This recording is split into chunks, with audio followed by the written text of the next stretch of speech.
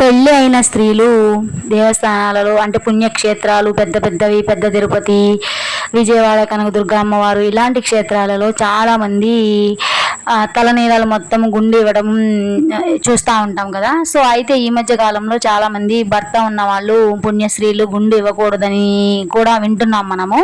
But ఏంటి అసలు ఇది ఇవ్వచ్చా లేదా అని చాలా కన్ఫ్యూషన్లో ఉన్నారు అందరూ.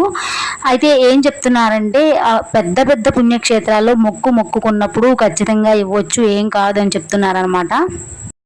దీని గురించి నేనైతే ఏం చెప్తానంటే నా ఒపీనియన్, జుట్టుకి డిఫరెంట్ స్టైల్గా మెయింటైన్ చేయడానికి బ్యూటీ పార్లర్లకి, సలూన్స్కి వెళ్ళి డబ్బులు వాళ్ళకి మనమే జుట్టు ఇచ్చి మళ్ళీ తిరిగి డబ్బులు కూడా ఇస్తాం కదా కట్ చేయడానికి. దానికంటే ఇలా దేవాలయాల్లో మనం మొక్కుగా సమర్పించుకోవడం చాలా బెటర్ అని నా ఒపీనియన్.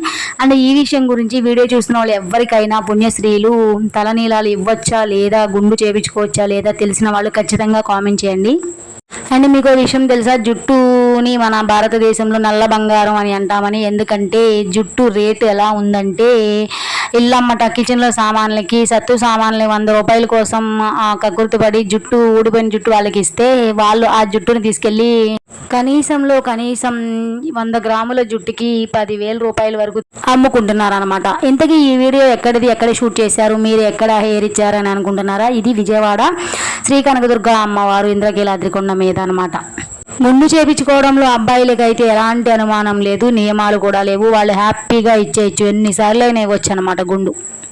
కలికాలంలో అంతా వ్యాపారమే. జుట్టే ఉంది, గేదె పేడతో పిడకలు చేసి కూడా ఒక పిడకని ఆన్లైన్లో 80 నుంచి 100 రూపాయలకి అమ్మేస్తున్నారు కదా. అండ్ ఆ పిడకలు కొనేవాళ్ళు కూడా విచిత్రంగా ఏంటంటే పల్లెటూరులో వాళ్ళే అనమాట. మీరేం చేయాలంటే ఒక లైక్ ఇచ్చి వీడియోకి సబ్స్క్రైబ్ చేయండి.